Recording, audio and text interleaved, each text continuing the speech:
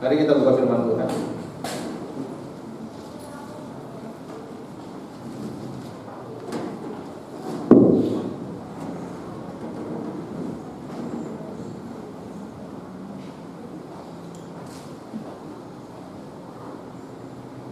Saudaraku, setiap kita hari-hari ini, kalau kita nggak punya pegangan, maka kita pasti akan ke bawah.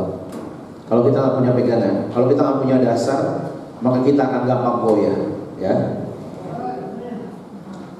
Jadi hari ini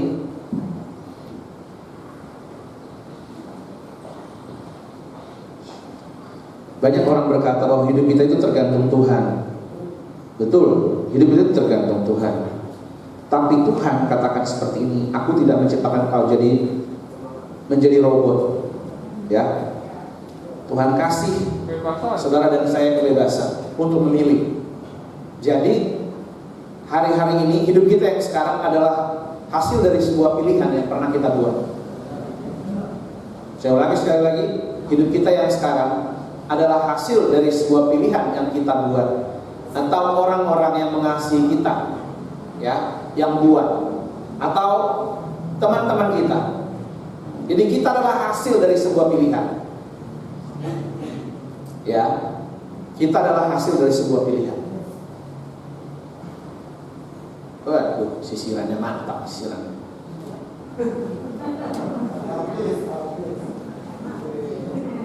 Saudaraku, dengarkan baik-baik. Dengarkan baik-baik. Terberkati itu bukan cuma punya orang. Terberkati itu bukan cuma milik orang. Terberkati itu bukan cuma katanya. Terberkati itu bukan cuma milik orang tertentu. Terberkati itu dari Tuhan. Semua dari awal Tuhan rencanakan semuanya terberkati. Pertanyaannya adalah kenapa saudara dan saya tidak terberkati? Itu pertanyaannya. Kenapa saudara dan saya tidak terberkati? Tuhan adalah Allah yang senang memberkati. Tuhan adalah Allah yang punya kerinduan ingin memberkati saudara dan saya. Bapa adalah Allah yang senantiasa ingin saudara dan saya berhasil. Kerinduannya Tuhan lewat saudara dan saya dunia ini dimenangkan. Pertanyaannya, kenapa kita nggak berhasil? Yang pertama tadi, kenapa kita nggak terberkati? Yang kedua, kenapa kita nggak berhasil?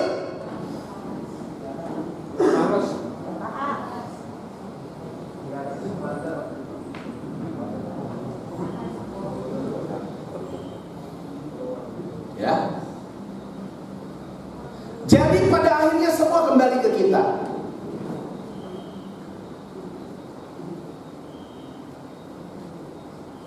Kalau ada orang lulusan dari sekolah tinggi, lalu dia memutuskan untuk jadi gembel, itu bukan salahnya Tuhan.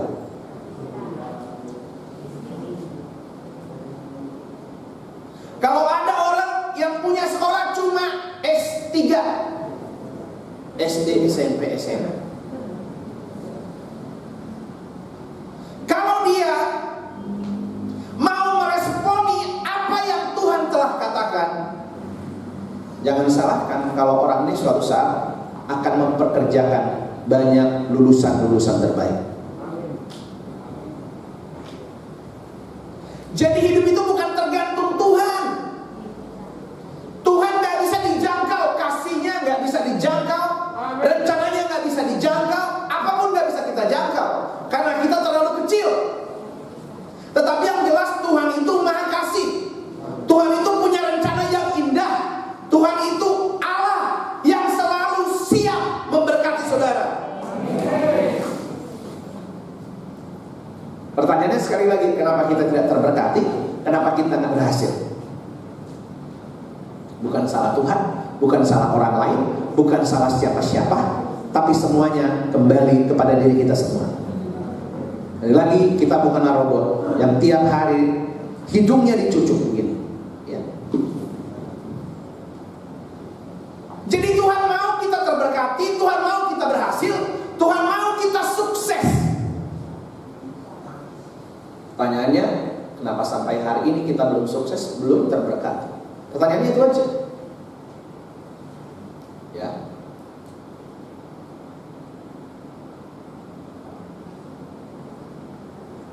Mari hari ini kita kembali kepada diri kita semua. Kita lihat kenapa orang itu berhasil. Kenapa orang berhasil kira-kira? Yang pertama, orang yang berhasil yang pertama dia tahu tujuannya. Hidup, dia tahu tujuan hidupnya. Halo? Orang harus tahu tujuan hidupnya. Kalau orang sudah tahu tujuan hidupnya, maka dia tahu apa yang akan dia lakukan, apa yang akan dia kerjakan. Tapi kalau orang nggak tahu tujuannya, maka dia akan sembarangan, akan bebas ngelakuin apapun karena dia nggak tahu tujuannya.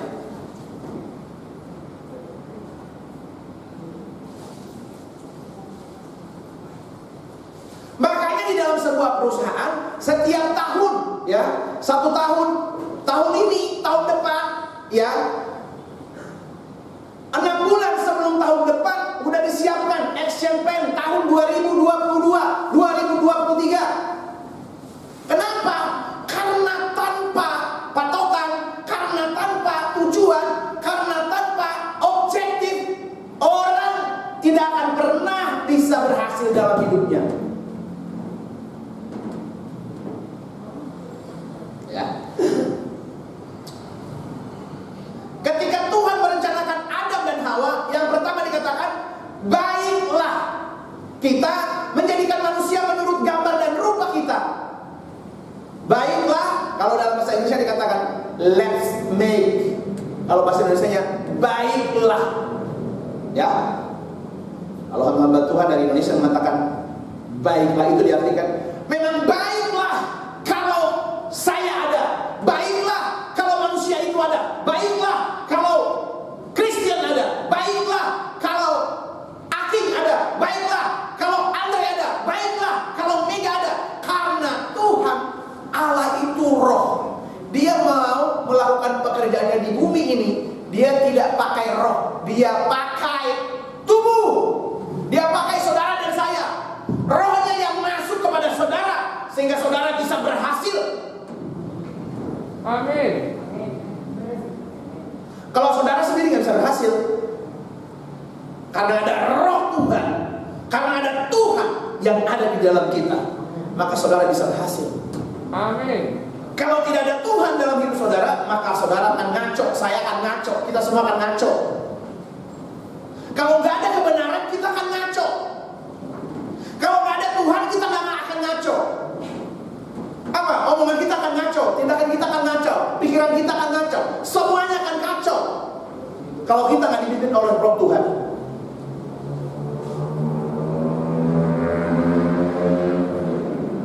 Jadi kalau saudara dan saya mau berhasil, yang pertama saudara harus tahu tujuan hidup saudara. Kalau saudara nggak tahu tujuannya, makanya saudara akan menjadi free man. Apa free man? Manusia bebas. Manusia bebas. Sini nggak preman. Preman juga sama, manusia bebas. Dia pikir dia bisa semuanya. Pengangguran. Ya.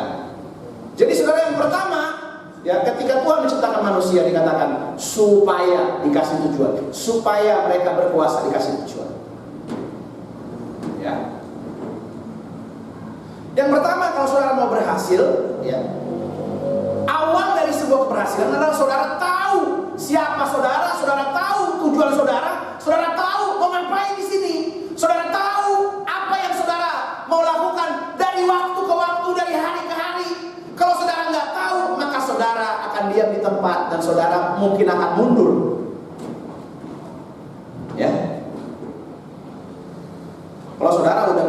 luntang-lantung, itu pertanyaannya, kalau saudara udah betah luntang-lantung, ada yang salah kalau saudara betah luntang-lantung.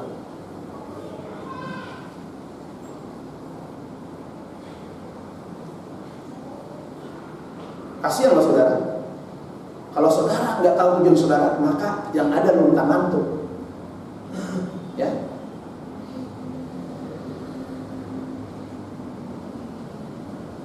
Kita mau suatu saat, ya, kita bukan yang luntang-lantung, supaya kita bisa menjangkau yang luntang-lantung di sana.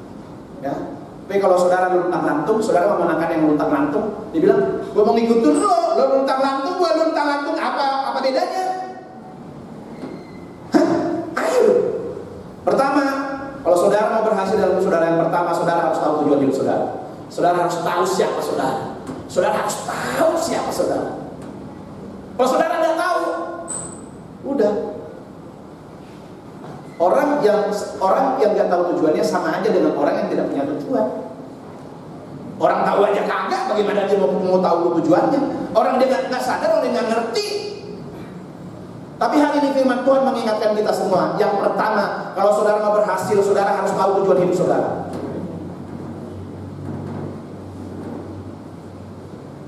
Kalau saudara masih terus begini nggak tahu tujuannya, udah, hidup tidak akan pernah berubah, akan begini terus. Ya.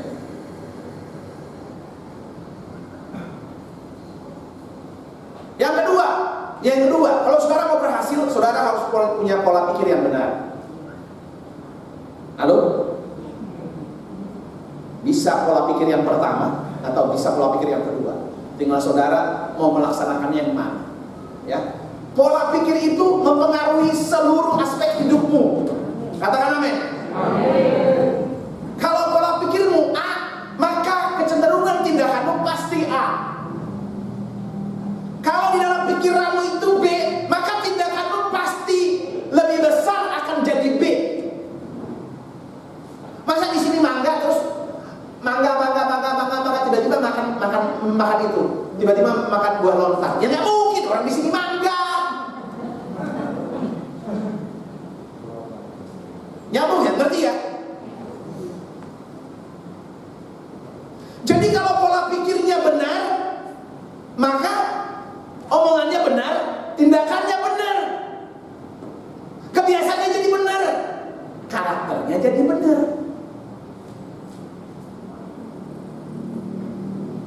Yang pertama tujuan, yang kedua pola pikir. Ya. Saudara untuk tahu tujuan saudara juga perlu dengan pola pikir yang benar. Perlu saudara mengerti kebenaran. Karena hanya kebenaran yang bisa menunjukkan kepada saudara siapa saudara sesungguhnya di dalam Tuhan.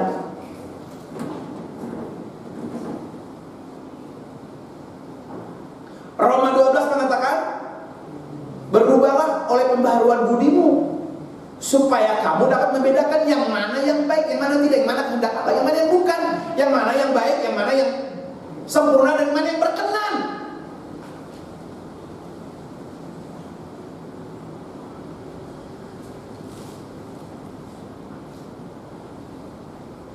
Kadang-kadang saya suka bergumul dalam Tuhan. Kata Tuhan nggak menciptakan orang hidup di jalanan, tapi kenapa banyak orang hidup di jalanan?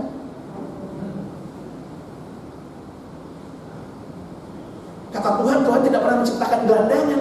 Emang tidak pernah.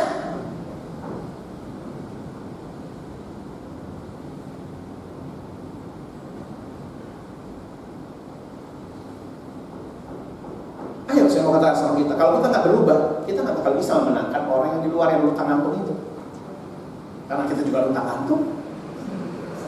Gimana mau menangin? Halo? Ayo. Yang pertama tujuan, yang kedua pola pikir yang benar. Kalau Christian sudah tahu tujuannya ke Grogol, kamu Grogol nih? Hah? Dengerin dulu, ini nggak ada hubungannya dengan yang lain nih. Nah, saya berbicara tentang tujuan. Kalau Christian sudah tahu tujuannya ke Grogol, ya nggak mungkin dia sampai ke Bogor ngapain? Ngapain ke Pulau Gadung? orang dari sini ke Grogol, cari transportasi yang sampai ke Grogol, udah. Tapi kalau nggak tahu, meraba-raba, dari sini kali, dari situ kali, dari situ, orang nggak tahu. Hah? Nanya kadang-kadang saya nanya di depan rumahnya, dia nggak tahu RT-nya ini, nggak tahu padahal itu di situ rumahnya. Pak, RT 2 mana Pak? Kalau ini RT 3 Pak. Ya elah, dia juga baru tahu di RT 3.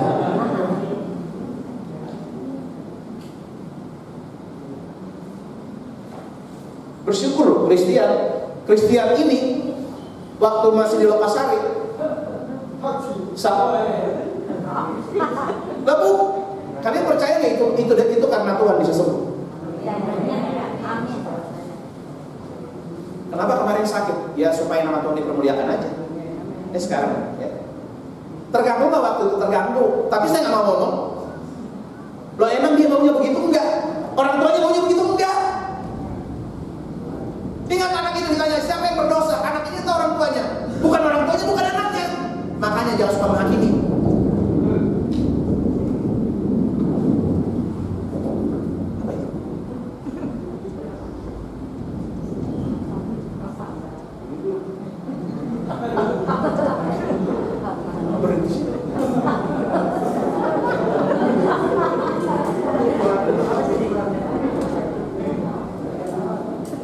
Ya. Jadi yang pertama, ayo kita pastikan